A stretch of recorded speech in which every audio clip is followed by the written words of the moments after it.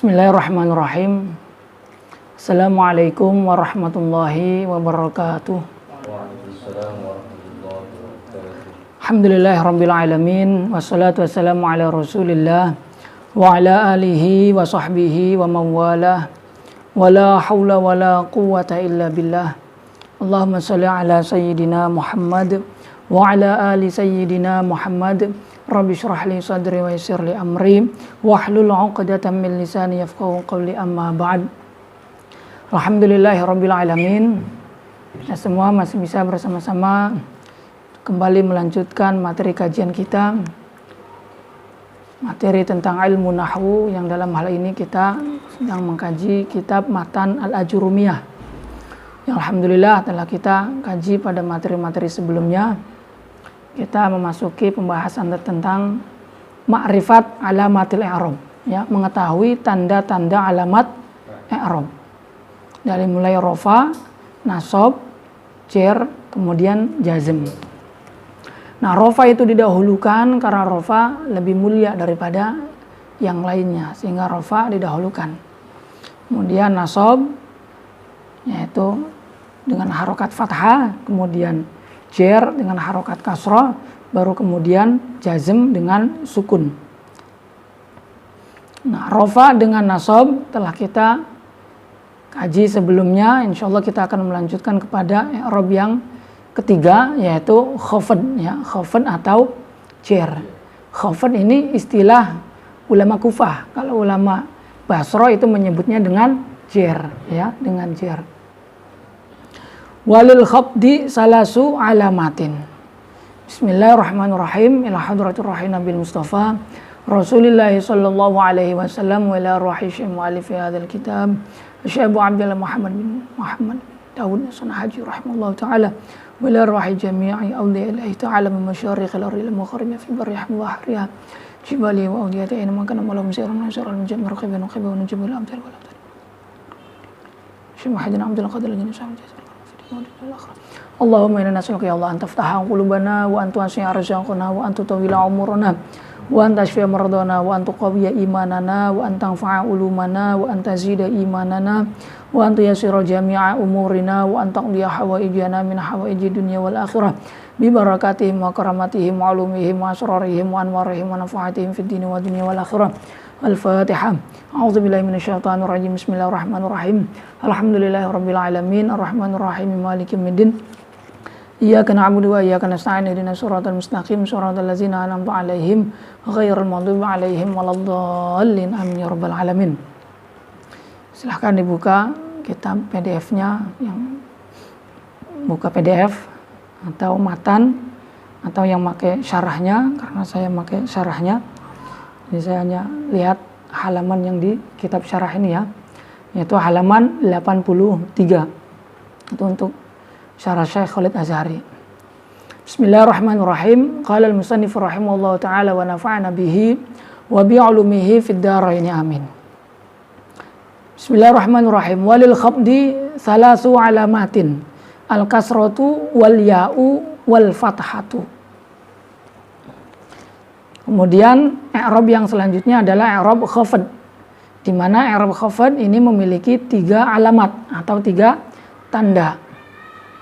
Yang pertama adalah kasroh, harokat, ya. Ini perlu kita ketahui bahwa alamat asal itu adalah harokat, alamat cabang itu adalah huruf, ya. Alamat asal itu adalah harokat, alamat cabang itu adalah huruf. Nah, kaidahnya mengatakan al-aslu lil asli wal far'u lil far'i. Jadi asal untuk asal, cabang untuk cabang, itu hukum asal. Nah, adapun ketika kita menemukan ada asal kemudian diberikan kepada far', atau sebaliknya ada far' diberikan kepada asal, maka ini perlu untuk kita cari alasannya. Kenapa asal menerima far' atau sebaliknya far' menerima asal? Sehingga secara hukum asal benar, domah itu asal diberikan kepada mufrad yang juga merupakan asal daripada tasniyah dan jamak. Fathah itu harokat asal, benar diberikan kepada yang mufrad. Fi'il mudhari yang tidak bertemuan dengan sesuatu ataupun isim yang mufrad itu juga alamatnya dengan menggunakan fathah. Karena fathah itu asal, isim mufrad juga asal. Jer juga sama. Jer itu alamat asal adalah harokat, yaitu berupa harokat kasroh, maka diberikan kepada yang asal pula, yaitu isim mufrad. Nah, adapun ketika kita menemukan beberapa kalimat di mana kalimat tersebut itu bukan asal tapi menggunakan alamat asal. Nah, di sini untuk perlu kita ketahui sebab musababnya, apa elatnya. Kalau mufrad menerima alamat harokat yang merupakan asal, itu tidak perlu kita pertanyakan karena al-aslu la yus'al. Yang perlu kita pertanyakan adalah ketika ada sesuatu yang ala khilafil asli, sudah tidak mengikuti hukum asal, maka perlu untuk kita cari tahu apa alasannya, ya. Nah, 3 alamat untuk i'rab jar atau i'rab khafad. Ini yang pertama sebagai alamat asal adalah kasroh, kemudian ya dan fathah ini sebagai alamat cabang. Yang pertama, fa'amal kasrotu fatakunu alamatan lil khafdi fi salasati mawadi'a. Yang pertama adalah kasroh. Kasroh menjadi alamat tanda bagi i'rab khafad berada pada 3 tempat. Apa yang pertama? Yang pertama adalah isim mufrad yang munsorif.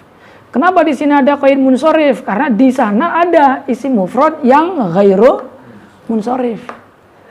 Jadi isim itu istilahnya atau sebutannya ada 2 secara umum. Ada isim ghairu amkan, ada isim amkan. Atau isim ghairu amkan itu isim ghairu mutamakin dengan isim mutamakin, ya. Isim ghairu mutamakin itu isim mabni. Isim ghairu mutamakin itu isim mabni. Nah, isim yang mutamakin itu adalah isim yang mu'rab. Nah, isim yang mu'rab ini ada 2. Ada yang mutamakin amkan yang disebut dengan isim mu'rab yang munsorif. Ada yang isim mutamakin tapi ghairu amkan yang disebut dengan isim mu'rab tapi ghairu munsorif, ya. Nah, sehingga di sini ada qaid munsorif itu karena dia isim mufrad yang menerima tanwin. Berarti mengecualikan isim mufrad yang tidak menerima tanwin. Nah, tanwinnya itu disebut dengan tanwin tamkin. Karena apa? Karena tanwin ini masuk kepada isim yang mu'rab yang tak lain fungsinya adalah untuk menguatkan atau meyakinkan bahwa isim atau lafaz yang ditanwini ini adalah benar-benar kalimat isim, tidak menyerupai kalimat yang lain. Sehingga tanwinnya disebut dengan tanwin tamkin, yakni yang benar-benar memperkuat, mempertegas, meyakinkan bahwa lafaz yang ditanwini itu benar-benar kalimat isim. Wa jam'i taksiri al-munsorifi, kemudian jamak taksir yang munsorif. Ya, jamak taksir yang munsorif. Karena ada pula jamak taksir tapi dia tidak munsorif, melainkan ghairu munsorif. Karena ada yang sighat muntahal jumu. Nah, itu ghairu munsorif. Wa tsalisu jam'il muannats salim atau wa jam'il muannats salim, dan yang ketiga adalah jamak muannas salim. Penjelasan detailnya jamak taksir sudah kita ketahui sebelumnya, ada perubahan yaitu isim atau jamak yang berubah dari bentuk mufradnya, lawan daripada jamak yang salim. Kalau jamak yang salim, jamak yang selamat dari bentuk mufradnya, imma ayyakuna jam'al muzakkar as-salim, imma ayyakuna jam'al muannas salim. Nah, lawan daripada jamak salim ini adalah jamak taksir yang perubahannya itu bisa disebabkan oleh salah satu daripada 6 sebab perubahan, ya, yang sebelumnya telah kita bahas sebelumnya. Nah, jamak muannats salim pun itu penjelasan detailnya sudah dijelaskan sebelumnya, di mana tidak semua lafaz bisa dijamak muannats salimkan. Hanya beberapa lafaz saja yang memenuhi kriteria-kriteria khusus sehingga bisa dijamak muannats salimkan. Nah, ini semua juga sama. Itu di i'rabi dengan apa? Di i'rabi jarnya dengan menggunakan kasroh, ya, tingkah-tingkah jarnya. Jadi contohnya marortu bizuyudin wa hunudin misalkan. Ini bizuyudin jam'u zaidin atau hunudin jama' daripada hindun. Ya, jama' daripada hindun. Ini alamat cirnya dengan menggunakan kasroh. Zuyudin wa hunudin. Jama' muannas salim juga itu alamat cirnya dengan menggunakan kasroh. Yaitu marortu bil hindati atau marortu bil muslimati itu dengan menggunakan kasroh. Nah, di sini bil hindati dengan bihunudin itu ada tanwin dan tidak ada tanwin. Nah, itu karena ada perbedaan. Kalau yang pertama, contoh marortu bihunudin ada tanwin karena di situ tidak ada al. Tapi kalau dalam contoh jama' muannas salim marortu bil hindati itu tidak ada tanwin karena di situ ada al. Sedangkan al dengan tanwin itu tidak bisa kumpul. Kenapa tidak bisa kumpul? Karena akan kontradiksi secara fungsi. Fungsinya tanwin itu untuk menakirahkan, sedangkan fungsinya al itu untuk mema'rifatkan. Sehingga ketika di situ ada al, tanwin hilang. Ketika di situ ada tanwin, al hilang. Jadi al dengan tanwin tidak bisa kumpul dalam satu kalimat, ya. Itu kasroh sebagai alamat asal. Kemudian alamat cabangnya ada dua, yaitu ya dengan fathah. Wa amal ya'u fatakunu alamatan lil khafdi fi salasati mawadi'a. Ya itu menjadi alamatnya i'rab khafad berada pada 3 tempat. Fil asma al khamsah, fit tasniyah, fil jam'i. Ya fil jam'i ada 3. Yang pertama berada pada asmaul khamsah. Asmaul khamsah itu pun sama seperti keterangan sebelumnya, dia memiliki beberapa persyaratan untuk bisa di-i'rabi dengan i'rab menggunakan huruf, ya. Untuk bisa di-i'rabi dengan menggunakan huruf, yaitu mufradatan, mukabbaratan, idofatuha li ghairi ya mutakallim. Itu syarat daripada asmaul khamsah bisa di-i'rabi dengan menggunakan huruf mufrad, mukabbar, mudhof dan mudhofnya pada selain ya mutakallim. Contoh, marartu bi abika wa akhika wa hamika wa fika wa dhimalin. Ini semuanya itu dalam tingkah jer dan alamat jernya itu dengan menggunakan ya, dengan menggunakan ya. Karena asmaul khamsah. Wa fit tasniyati, kemudian tempat yang kedua, tempat ya menjadi alamatnya i'rab jer itu berada pada tasniyah. Marartu bizaidaini wal hindaini. Nah, bizaidaini di sini kita harus teliti. Jangan sampai kita terkecoh dengan persyaratan isim tasniyah yang di mana salah satu persyaratannya adalah syartul musanna ayyakuna mu'raban wa mufradan munakkaron. Munakkar isim nakirah. Nah, di sini kok ada contoh zaidaini. Ini kan ma'rifat, ya. Ini ma'rifat. Nah, sebagaimana yang pernah disinggung sebelumnya bahwa az-zaidaini ini bisa ditasnihkan dengan syarat kita tambahkan al, ya. Kita tambahkan al sehingga nanti makna yang dikehendaki az-zaidu di sini maknanya adalah nama Zaid secara keseluruhan. Hanya tidak terkhusus kepada seseorang yang bernama Zaid, tapi nama az-zaid itu yang diperuntukkan untuk semua orang bisa menyandang nama Zaid. Sehingga dengan kita mengira-ngirakan nakirahnya az-zaidu dengan ditambahi al, karena apa? Karena lafaz yang dimasuki al itu tak lain dia adalah nakirah. Jadi ditandai dengan al itu untuk menunjukkan, untuk membuktikan gitu. Untuk membuktikan bahwa Zaidun ini tak lain dia adalah isim nakirah. Buktinya apa? Buktinya itu ada al, bisa dimasuki al. Sehingga dimasukinya al itu sebagai petunjuk bukti bahwa Zaid ini adalah isim nakirah yang dikehendaki nakirahnya, bukan ma'rifatnya. Karena ma'rifatnya Zaidu sudah ma'rifat dengan sendirinya, yaitu dengan alamiahnya itu sendiri. Tapi kalau tidak ada alnya, Zaidun tidak bisa kita tasnihkan, kita baca Zaidani. Karena syarat daripada isim tasniyah harus berupa isim nakirah, ya. Az-Zaidaini. Di sini Az-Zaidaini marortu bi Zaidaini. Itu alamat jirnya dengan menggunakan ya karena dia isim tasniyah. Wa fil jam'i. Kemudian yang ketiga adalah pada jamak muzakkar salim. Marortu bi Zaidina. Nah, bi Zaidina juga ini sama alamat jirnya itu dengan menggunakan ya, sama-sama dengan menggunakannya. Bedanya di harokat nun. Kalau jama itu difathahkan, kalau tasniyah itu dijerkan. Ya. Nah, ya, wawu, alif yang ada pada isim tasniyah itu berbeda dengan alif atau wawu yang ada pada fi'il. Jadi kadang kita pun sering bingung. Ada lafad atau ada huruf wawu atau alif yang sama-sama berada pada wakil tasniyah. Hanya alif dengan wawu yang pertama berada pada wakil tasniyah fi'il, sedangkan yang kedua alif dan wawu berada pada wakil tasniyah isim. Kira-kira apa perbedaannya? Ja'a az-Zaidani sama yadribani.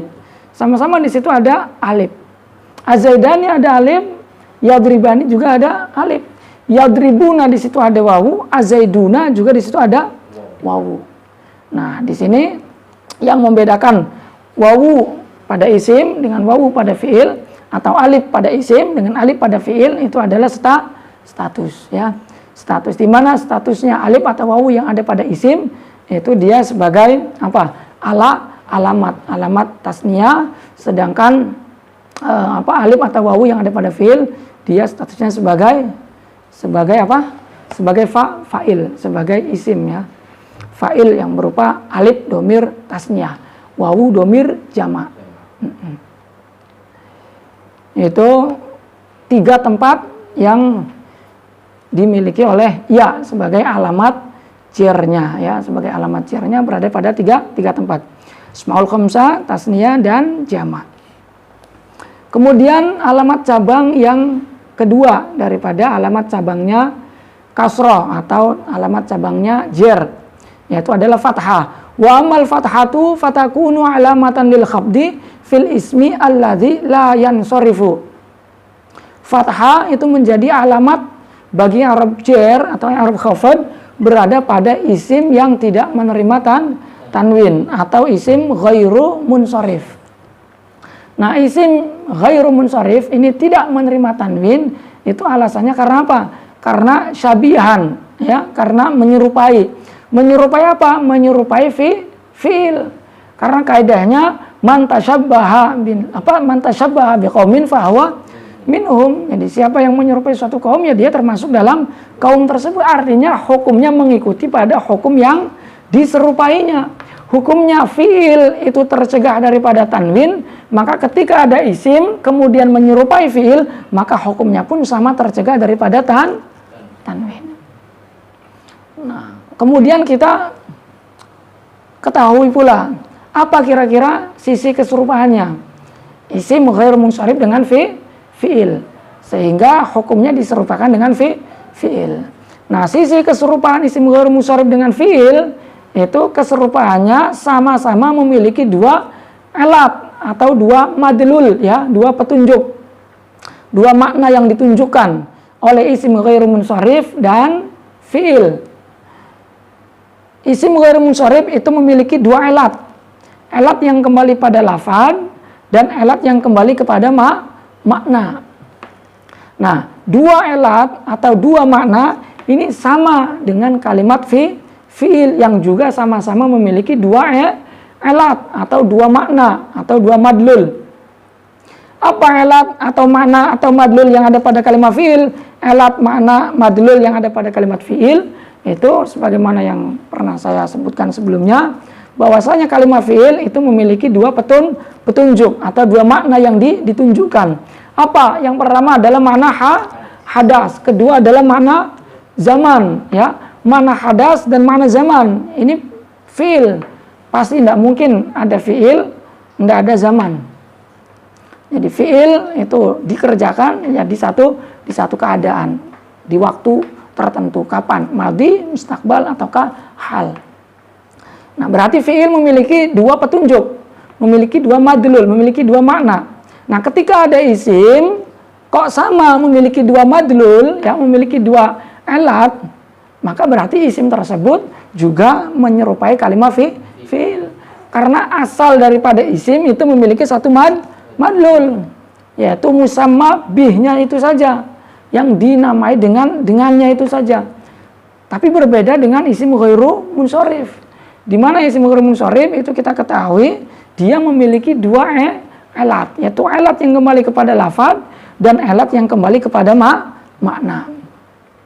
Alat yang kembali kepada makna itu ada dua, yaitu alat alamiah dan alat wasfiyah.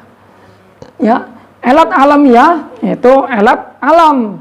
Jadi ketika ada isim, dia dijadikan sebagai sebuah alam, sebuah nama, entah nama manusia, nama hewan, atau nama tumbuhan, atau nama apapun, maka itu berarti isim memiliki alat alamiah. Itu alat yang kembali kepada makna. Yang kedua, alat yang kembali pada makna adalah alat wasfiyah, yaitu alat di mana ketika kalimat isim itu menjadi sebuah sifat, maka itu berarti isim memiliki alat yang kembali kepada makna, yaitu alat wasfiyah. Ya, itu alat yang kembali kepada makna. Nah, alat yang kembali kepada lafaz itu berarti ada berapa? Ada 8 secara tafsil. Kalau secara ijmalinya berarti ada 7. Berarti secara tafsil itu ada 10 keseluruhan alat-alatnya isim ghairu munsharif. Nah, secara ijmalnya itu ada 9. Karena apa? Karena 9 ini itu menghitung taknis itu hanya 1. Karena taknis itu ada 2. Ada taknis bita, ada taknis bil alif, ya, ada taknis bil alif, ada taknis bita. Nah, ada lagi taknis bil makna. Taknis bil makna ini dia ya bisalah dimasukkan ke dalam kategori yang ketiga, tapi dia masuknya kepada taknis bita nanti. Karena terbaginya cuma kepada 2, taknis bita dengan taknis bi alif nanti. Nah, terkumpul dalam satu bait yang kita masyhur, kita kenal, ijma wazin adilan anis bima rifatin raqib wazid ujmatan fal wasfu qad kamula. Ya, tarkib majzi, ya, tarkib majzi, raqib wazid, ya, ziyadah alif nun, raqib ijma, pertama ijma, ya, ijma wazin, ijma sigat mutal jumu, wazin berarti wazan fiil, ijma wazin, adilan kemudian adl, alat adl, ijma wazin adilan anis berarti taknis, bima rifatin berarti alamiah, ijma wazin adilan anis bima rifatin, raqib tarkib masji, raqib wazid ziyadah alif nun, raqib wazid ujmatan, kemudian ujma, baru kemudian wal wasfu qad kamula, sifat ada 9. Ini secara ijmal. Nah, 10 itu ketika kita membagi taknisnya, ya, taknisnya dengan 2, taknis bita dengan taknis bil alif. Ya, jadi nanti lebih detailnya lagi ada di mutamimah, itu juga ada di qatrun ada, itu lebih detailnya lagi. Nah, di jurmiyah ini hanya pengenalan lah, mungkin sedikit demi sedikit, ya. Jadi alatnya isim ghairu munsharif secara umum itu ada 10. 10 ini secara tafsil ijmalnya ada 9 karena taknis itu terbagi 2, ada taknis bil bita, ada taknis bil alif. Nah, bil alifnya juga ada 2, ada bil alif al maksurah, ada bil alif al mamdudah. Sehingga kalau menghitung taknisnya itu 2, alif dengan ta, maka ada 10. Tapi kalau alifnya kalau taknisnya itu dihitung 1, maka jumlahnya ada 9. Nah, 9 ini ada 2, dibagi 2. Ya, ada 2. Yang pertama adalah alat yang kembali kepada lafaz, yang jumlahnya ada 7 berarti, atau 8 ketika tafsil, dan alat yang kembali kepada makna. Nah, alat yang kembali kepada makna ada 2, alamiah dengan wasfiyah, Nah, berarti sisanya selain daripada dua itu adalah elat yang kembali kepada lafadz, ya. Contoh, misalkan satu persatu ya. Dari mulai yang pertama. Ijma, sighat muntahal jumu.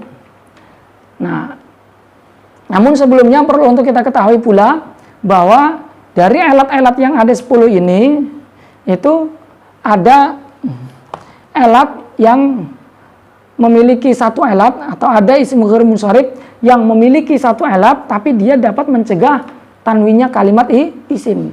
Jadi sebabnya isim ghair munsharif itu dicegah daripada tanwin itu karena isim ghair munsharif itu memiliki dua elat.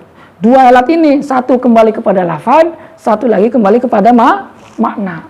Yang kembali kepada makna ada kalanya alamiah, ada kalanya wasfiyah. Yang kembali kepada lafadz itu selain daripada dua itu. Namun di sana ada ya, di sana itu ada dua elat yang bisa mencegah tanwinnya kalimat isim, tapi dua elat ini itu satu elat, dua elat maksudnya ada dua jenis elat, tapi dia bisa mencegah tanwinnya kalimat isim dengan sendirinya, ya, dengan sendirinya. Artinya tidak bersamaan dengan elat maknawiyah, ya, tidak bersamaan dengan elat maknawiyah. Apa dua elat yang bisa mencegah tanwinnya kalimat isim dengan sendirinya, tidak bersamaan dengan elat alamiah, elat maknawiyah, baik alam ataupun wasfiyah. Itu dua elat tersebut adalah yang pertama sighat muntahal jumu, kedua adalah ta'nis bil alif, ya, ta'nis bil alif. Jadi sighat muntahal jumu ini adalah elat lafziyah, satu elat lafziyah saja. Tapi walaupun satu elat yaitu elat lafziyah mampu kuat untuk mencegah tanwinnya kalimat isim. Berbeda dengan elat selain daripada sighat muntahal jumu dengan alif ta'nis. Itu selain daripada dua elat ini semuanya mampu untuk mencegah tanwinnya kalimat isim tapi tidak kuat sendirian. Selalu bersamaan dengan elat maknawiyah. Entah itu alamiah ataukah itu wasfiyah. Tapi terkhusus dengan dua elat ini, sighat muntahal jumu dengan ta'nis bil alif ini mampu mencegah tanwinnya kalimat isim dengan sendirinya. Karena apa? Karena satu elat ini walaupun satu-satunya, ya, walaupun satu elat ini namun memiliki tempat atau memiliki kekuatan dua elat, ya, memiliki kekuatan dua elat. Pertama, sighat muntahal jumu. Sighat muntahal jumu itu dari segi maknanya yaitu maknal jam'i, ya, maknal jam'i yang ditunjukkan oleh sighat muntahal jumu ini menempati elat yang kembalinya kepada apa? Kepada makna, ya. Jadi makna jamaknya ini, ya, makna jamaknya itu sendiri itu menempati tempatnya elat yang kembali kepada makna, ya. Kemudian wa kaunuhu, ya, wa kaunuhu la nadhira lahu fil ahad itu yaqumu maqamal allatin ukhra wa huwa allat lafziyah. Nah, keberadaannya sighat muntahal jumu ala sighatin, ya, ala sighatin wa kaunuhu ala sighatin la nadhira laha fil ahad, keberadaan daripada sighat muntahal jumu yang mengikuti suatu wazan, ya, mengikuti suatu wazan yang tidak ada samanya, ya, yang tidak ada samanya dengan lafal-lafal yang mufrad itu menempati elat yang kembali kepada lafal. Paham tidak? Jadi sighat muntahal jumu itu kan memiliki sighat khusus, ya, sighat khusus. Seperti fawail, ya, fawailu, ya, fawailu atau mafail atau mafailu, ya, gitu ya.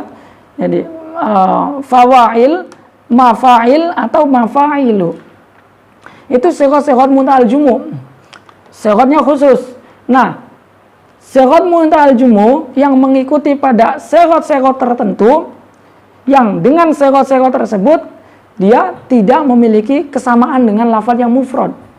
Jadi tidak ada kesamaan dengan lafaz yang mufrad.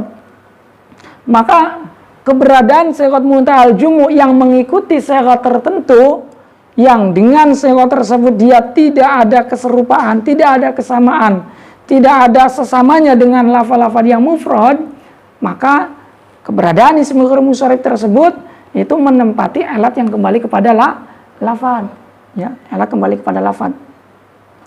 Sehingga ketika sighah muntahal jumu itu kemudian dimasuki oleh ta'nis, ya, masajid misalkan dimasuki dengan ta'nis, itu maka nanti dia akan menyerupai pada lafal yang mufrad. Karena lafal yang karena ta'nis itu tidaklah ada kecuali dia berada pada isim yang mufrad. Maka ketika ditambahkan isim sighah muntahal jumu, maka dia tidak lagi mengikuti sighah muntahal jumu, artinya tidak lagi tercegah daripada tanwin dikarenakan dia menyerupai pada isim mufrad. Jadi diulang bahwa sighah muntahal jumu itu mampu menerima mampu mencegah tanwinnya kalimat isim dengan sendirinya, itu karena satu elat tapi mampu menempati dua elat. Jadi menunjukkan pada makna jama itu menempati pada tempatnya elat yang kembali kepada makna, sedangkan kaunuhu ala sighatin la nazira laha fil ahad itu menempati pada tempatnya elat yang kembali kepada lafaz. Itu sighah muntahal jumu. Kedua adalah alif ta'nis atau ta'nis bil alif. Ta'nis bil alif juga sama, satu elat tapi dia mampu menempati tempatnya dua elat, sehingga mampu mencegah tanwinnya kalimat isim dengan sendirinya tanpa bersamaan dengan elat maknawiyah. Baik itu alifnya alif maksurah ataupun alif mamdudah, seperti hubla ataupun zikro itu yang maksurah. Kalau yang mamdudah seperti sohro'a misalkan atau asya'a itu yang mamdudah, itu mampu mencegah tanwinnya kalimat isim dengan sendirinya, yaitu berupa elat lafziyah berupa ta'nis bil alif. Kenapa ta'nis bil alif dengan sendirinya mampu mencegah tanwinnya kalimat isim tanpa bersamaan dengan elat maknawiyah? Itu karena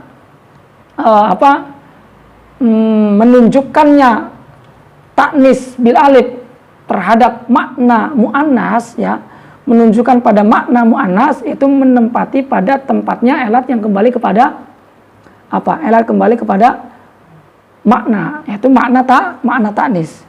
Nah, sedangkan luzumuha tetapnya alif, ya, tetapnya alif pada isim yang di situ ada alifnya, baik alif maksur ataupun mamdudah, luzum keberadaannya itu tetap tidak hilang, itu menempati elat yang kembalinya kepada lafad, ya, elat yang kembalinya kepada lafad.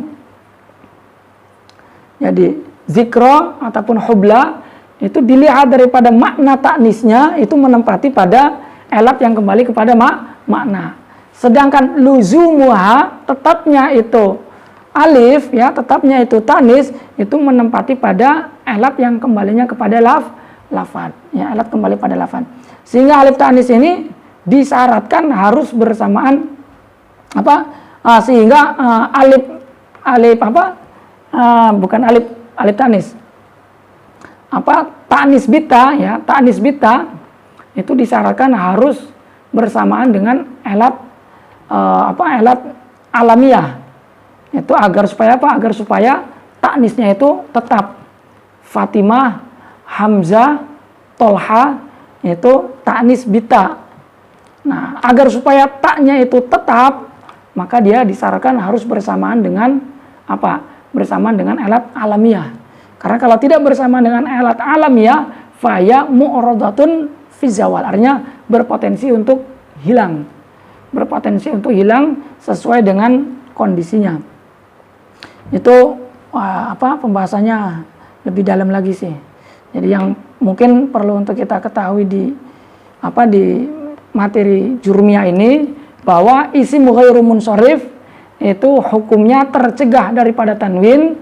Sebabnya karena menyerupai kalimat fi'il, Kaidahnya man tasyabbaha biqaumin fahuwa minhum, sisi keserupaannya karena sama-sama memiliki dua elat atau dua madlul, yaitu elat yang kembali kepada lafaz dan elat yang kembali kepada makna. Sama sebagaimana fiil itu memiliki dua elat atau dua madlul, yaitu hadas dengan zaman.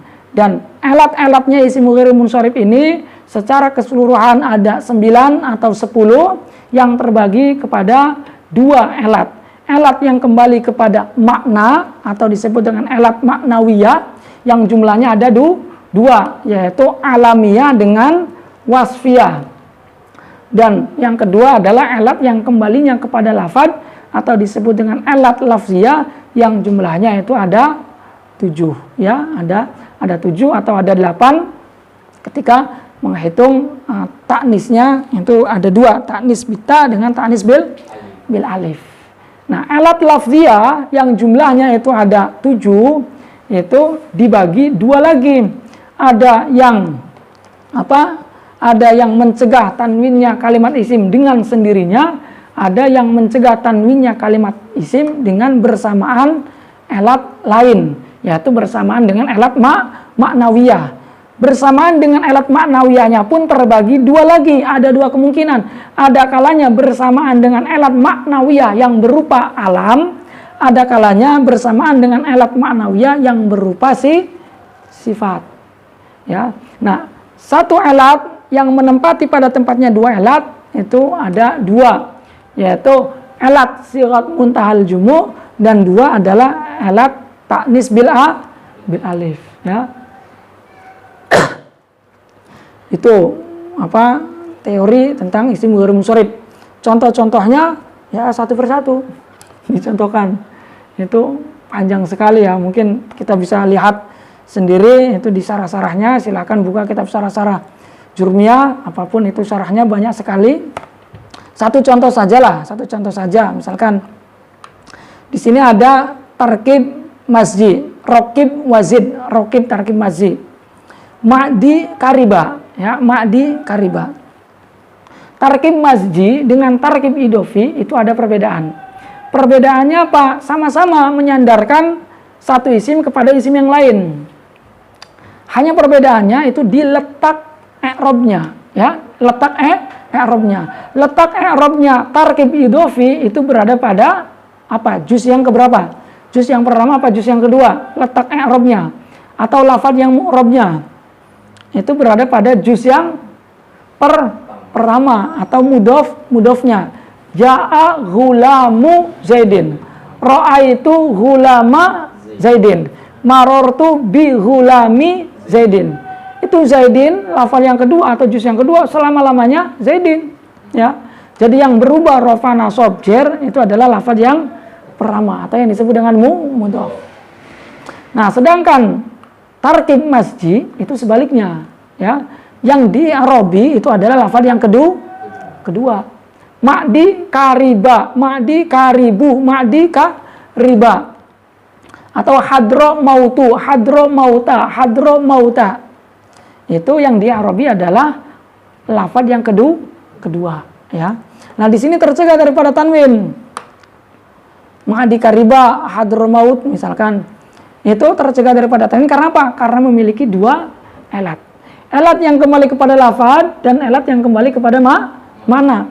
Elat yang kembali kepada lafaz ma'di kariba ini ditarkib dengan tarkib masjid. Sedangkan tarkib masjid itu termasuk ke dalam salah satu daripada elat yang ada 10, yaitu elat yang kembali kepada lafaz, ya.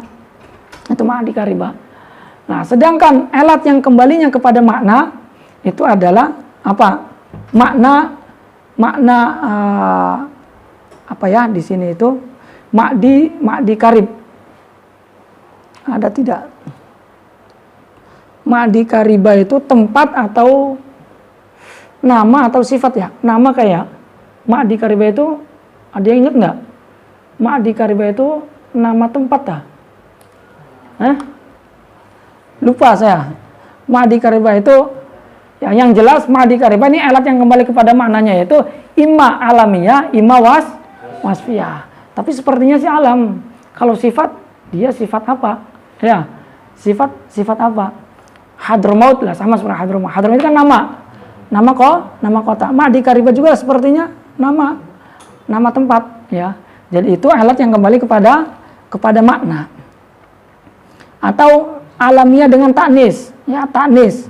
Nah, ta'nis ini selain daripada ta'nis bil alif, itu berarti ta'nis bita. Nah, ta'nis bita ini mencakup dua. Ada ta'nis bita, ada ta'nis bil makna. Jadi ta'nis bil makna itu yang tidak ada ta'nya, tapi dia masuk ke dalam kategori ta'nis bita. Artinya enggak dihitung ta'nis yang ketiga, enggak. Kalau dihitung ta'nis yang ketiga, nanti jumlah alatnya ada 11. Sedangkan semua alat itu ada 10. Karena apa? Karena ta'nisnya terbagi kepada dua saja. Ta'nis bita dengan ta'nis bil alif. Nah, ta'nis bita ini ada dua. Ada kalanya bita ya dengan ta'nya, ada kalanya bil makna. Artinya ta'nya itu secara makna saja muannasnya. Contoh Zainab atau Hindun. Atau Hindun nanti ada permasalahan sendiri. Kenapa Hindun ditanwinin? Itu ada permasalahan lebih dalam lagi. Zainab yang sesuai dengan kias atau sesuai dengan prosedurnya, ya. Zainab dengan Fatimah. Zainab ini ta'nis yang bil makna, Fatimah itu ta'nis bita. Nah, Zainab ataupun Fatimah ini tercegah daripada tanwin. Kenapa? Karena memiliki dua alat, yaitu alat yang kembali kepada lafad dan alat yang kembali kepada makna. Alat yang kembali kepada lafad itu kita lihat ternyata Zainab dengan Fatimah ini adalah bentuk muannas, berarti di situ ada alat ta'nis. Nah, Zainab karena tidak ada ta'nya maka disebut dengan ta'nis bil makna. Nah, Fatimah karena ada ta'nya maka disebut dengan ta'nis lafdiyah atau ta'nis bita. Maka lafaz Zainab dengan Fatimah ini secara lafaz yaitu memiliki alat yang kembali kepada lafaz yaitu alat ta'nis, ya. Nah, alat yang kembali kepada makna itu tinggal kita lihat. Kalau makna cuma dua, berarti tinggal kita lihat apakah dia alam ataukah dia sifat. Zainab dengan Fatimah ini kira-kira sifat bukan? Oh, bukan. Karena bukan sifat Fatimah atau sifat Zainab bukan, tapi dia lebih cocoknya sebagai alam karena kita tahu Zainab dengan Fatimah itu adalah nama. Berarti alat yang kembali kepada maknanya itu adalah makna alamiah, ya. Berarti lafaz Zainabu, lafaz Fatimah itu ini tercegah daripada tanwin karena memiliki dua alat. Alat yang kembali kepada lafaz adalah alat ta'nis dan alat yang kembali kepada makna adalah makna alamiah, itu, ya. Satu lagi contoh misalkan alamiah dengan ujma. Ibrahimu ini juga tercegah daripada tanwin karena apa? Karena memiliki dua alat. Alat yang kembali kepada lafaz yaitu alat ujma atau alat ajam, yaitu digunakannya lafaz tersebut yaitu di ajam atau bukan penggunaan bahasa Arab, bukan digunakan oleh orang Arab. Nah, Ibrahim ini juga bukan termasuk daripada lafaz Arabiyah, tapi dia masuk ke dalam lafaz ajam. Sehingga Ibrahim ini secara lafaz itu memiliki alat yang kembali kepada lafaz berupa alat ajam karena digunakannya lafaz Ibrahim itu tidak digunakan dalam bahasa Arab.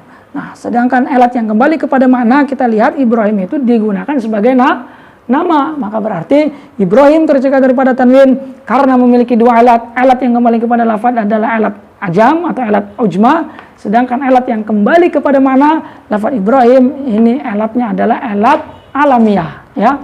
Itu salah satu contohnya saja. Selain daripada itu kita bisa lihat contoh-contohnya di kitab-kitab syarah. Kemudian satu lagi walil jazmi alamatani. Jazm itu memiliki dua alamat. Yang pertama adalah sukun, yang kedua adalah hadzaf. Ya, hadzaf.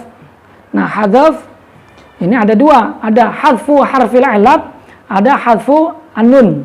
Hadzfu harfil ilat itu berada pada isim yang huruf akhirnya isim.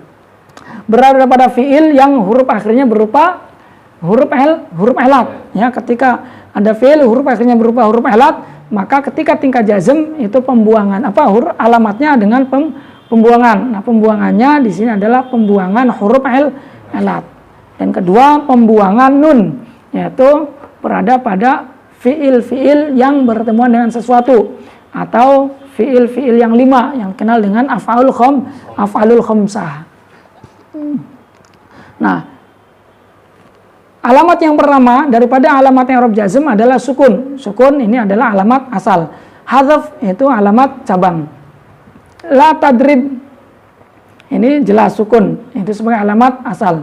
Atau contoh yang hadzafnya, hadzaf ada dua, ada hadzfu harfil ilat, contoh misalkan la taksha, misalkan la taksha.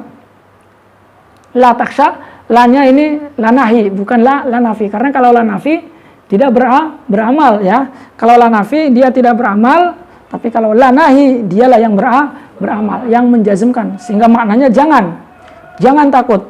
Kalau nafi tidak takut. La taksha ini asalnya khosyaya yakhshayu. Khosyaya yakhshayu. Ini yakhshayu, ya-nya diganti dengan alif. Karena apa?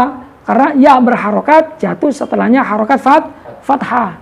Kaidah ilalnya ketika ada wawu atau ya berharokat, jatuh setelahnya harokat fathah, maka wawu atau ya itu diganti dengan alif li taharrukiha wa infitahi ma qablaha, karena berharokatnya wawu atau ya dan huruf sebelumnya berharokat fathah, maka dibaca la taksha.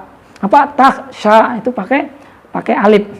Nah, ketika dalam tingkah jazm maka alifnya ini dibuang. Nah, pembuangan alif sebagai huruf ilat ini dijadikan sebagai alamatnya i'rab jazm pada fiil-fiil yang mu'tal, yaitu fiil-fiil yang huruf akhirnya berupa huruf ilat.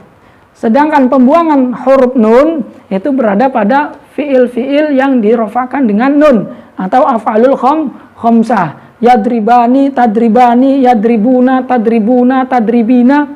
Itu ketika dalam tingkah jazm maka nun-nunnya itu dibuang. Karena apa? Karena nun-nunnya af'alul khamsah itu merupakan alamatnya i'rab rafa. Nah, untuk membedakan antara i'rab rafa dengan i'rab jazm dengan i'rab nasab, ya dengan dibuang alamat rafanya.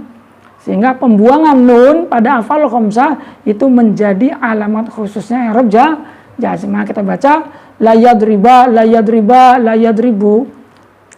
Lan tadriba, lan tadriba, la yadribna. Lantadriba, lantadriba, lantadribu, dan seterusnya. Itu dengan pembuangan nun ya. Fa amma sukunu fayakunu alamatan lil jazmi fil fi'lil mudhari'i as-sahihil akhir. Adapun sukun itu menjadi alamat jazm berada pada fi'il mudhari' yang sahihul akhir.